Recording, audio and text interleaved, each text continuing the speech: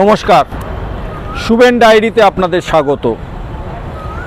সোমবারের সংবাদের কিছু খণ্ডচিত্র আপনাদের সামনে তুলে ধরব। তবে সোমবারের বিষয়টা সে একই, চাকরিহারাদের নিয়ে বিতর্ক। সোমবার সকালবেলা থেকেই আচার্য ভবন অর্থাৎ স্কুল সার্ভিস কমিশনের অফিস অভিযানে নেমেছিলেন চাকরিহারারা। কিন্তু সকাল থেকেই পুলিশ ছিল প্রস্তুত, লাঠি, টিয়ার গ্যাস, সমস্ত ধরনের প্রস্তুতি কিন্তু সকাল থেকে পুলিশ করে রেখেছিল। এবং করুণাময়ী থেকে যখন এই চাকরিহারারা, শিক্ষক, শিক্ষিকা, অশিক্ষক কর্মচারীরা যখন করুণাময়ী থেকে আচার্য ভবনের দিকে যেতে যায়, তখন পুলিশ তাদের বাধা দেয় এবং ওই আচার্য ভবনের সামনেই এই শিক্ষক, অশিক্ষক এবং এই চাকরিহারার একটা বড় অংশ রাস্তার উপরেই বসে পড়েন এবং অবস্থান করেন। তাদের একটাই দাবি, সেটা হচ্ছে যোগ্যদের তালিকা এখনই প্রকাশ করুক স্কুল সার্ভিস কমিশন অথবা এসএসসি। তবে এই এখনও পর্যন্ত আমাদের কাছে যা খবর, সেই তালিকা স্বাভাবিকভাবে প্রকাশ করতে পারেনি এসএসসি, কিন্তু শিক্ষক, শিক্ষিকারা বা চাকরিহারারা কিন্তু এখনও পথে বসে আছেন। আমরা চাই আমাদের দাবিগুলো পূরণ হবে, কীভাবে পূরণ হবে না হবে সেটা ওনারা দেখুন।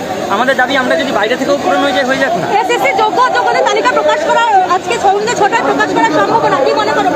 যোগ্য অযোগ্য তালিকা প্রকাশ হবে বলেছে, কিন্তু আমরা চাই যেন সেখানে শব্দের খেলা না থাকে, একদম ক্লিয়ারলি স্টেটমেন্ট দেওয়া থাকবে যে এই যোগ্য, এই অযোগ্য, এবং এই অযোগ্য যারা আছে তারা যেন স্কুলে যেতে না পারে, তাদের টার্মিনেট করা হোক। আর যোগ্যদের তালিকায় যেন কোনো রকম আর অযোগ্য যে নেই সেটাও পুলিশ এটাই বললো যে আপনাদের কোনো রকম প্ররোচনামূলক কোনো কিছু যেন না ঘটে, কারণ মাঝে অনেক টেন্টেড ক্যান্ডিডেটরাও এসেছেন, তারা যদি কোনো ভুল পদক্ষেপ নেয় সেই দায় আমরা নিতে পারবো না। প্রথমত সেই দায় আমাদেরও নয়। আমরা চাই আমাদের দাবিগুলো পূরণ হোক, সেটা এখানে অবস্থান করব। দাবি পূরণ না হলে পরবর্তী এই আন্দোলনটাও ভেস্তে দিতে চাইছে। অবশ্যই এরকম অনেকেই আছে যারা আন্দোলন ভেস্তে দেওয়ার জন্য চেষ্টা করছে, বিভাজন তৈরির চেষ্টা করছে। এটা কোনো রাজনৈতিক বলছি না, টেন্টেডরা করছে। আমাদের আরেকটা দাবি যে যারা এই দুর্নীতির দায়ে যুক্ত, যাদের চুরিতে, যাদের অসহযোগিতায় আজকে আমরা রাস্তায়, আজকে আমাদের এই দুর্দশা, পুরো দায় দায়িত্ব তাদের নিতে হবে যেন একজন যোগ্য চাকরিহারা না হয়। শুধু তালিকা সন্ধ্যে 6টায় দিল কি দিল না ওটা নয়, আমাদের সমস্ত দাবি পূর্ণ না হলে আমরা এখান থেকে উঠব। অবশ্যই সেটা আমরা পরবর্তীকালে আলোচনা করব যে যেটা দিচ্ছে বা যা যা করবে কমিশন, সেটাই আমরা আদৌ সন্তুষ্ট হতে পারছি কিনা। দাবি দেখুন, ওই তো বললাম, যোগ্য অযোগ্য তালিকা আলাদা করে সার্টিফাই করতে হবে। সেখানে এটাও বলতে হবে ডিক্লারেশন দিয়ে যে এই যোগ্য তালিকায় আর কোনো অযোগ্য নেই, আর অযোগ্যদের ইমিডিয়েটলি রেকমেন্ডেশন ক্যান্সেল করিয়ে টার্মিনেট করতে হবে। ওএমআরগুলো প্রকাশ করতে হবে এবং সেই জায়গায় যে মানে যারা এটার জন্য দায়ী, আমাদের এই অবস্থার জন্য, তাদেরকে সম্পূর্ণ দায় নিতে হবে। কোর্টে রিভিউয়ের মাধ্যমে বা আইনি লড়াইয়ের মাধ্যমে কিভাবে আমাদেরকে পুনর্বহাল করা হবে। কলকাতা হাইকোর্টে আজকে বড় ধাক্কা খেল পর্ষদ এবং এসএসসি, একই সঙ্গে কেন্দ্রীয় সংস্থা সিবিআই। দেবাংশু বসাকের ডিভিশন বেঞ্চ আজকে সরাসরি আঙুল তুলল সিবিআইয়ের দিকে। আদালত সিবিআইকে প্রশ্ন করল যে চিহ্নিত অযোগ্যদের বিরুদ্ধে আপনারা এতদিনে কি ব্যবস্থা নিয়েছেন, এখনো পর্যন্ত কেন তাদের ডেকে জিজ্ঞাসাবাদ করতে পারেননি।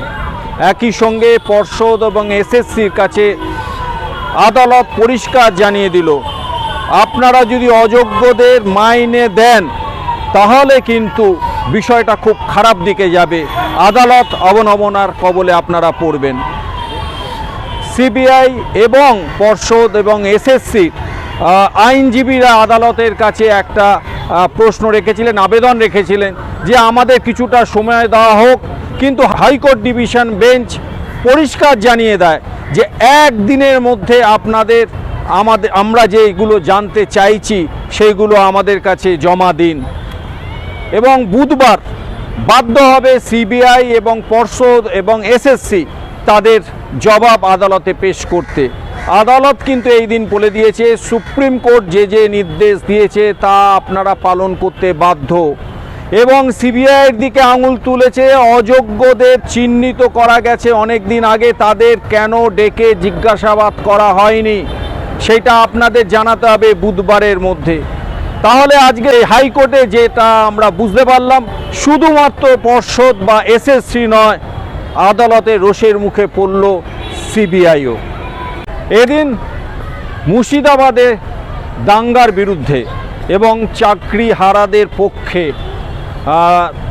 দক্ষিণ কলকাতায় এবিপির বেশ কিছু সদস্য ডিএম অফিস চলো অভিযানে ডাক দিয়েছিলেন, কিন্তু আলিপুরে সেই ডিএম অফিসে ঢোকার আগেই পুলিশ তাদের জানায় যে 144 ধারা জারি আছে, এইখানে আপনারা ঢুকতে পারবেন না।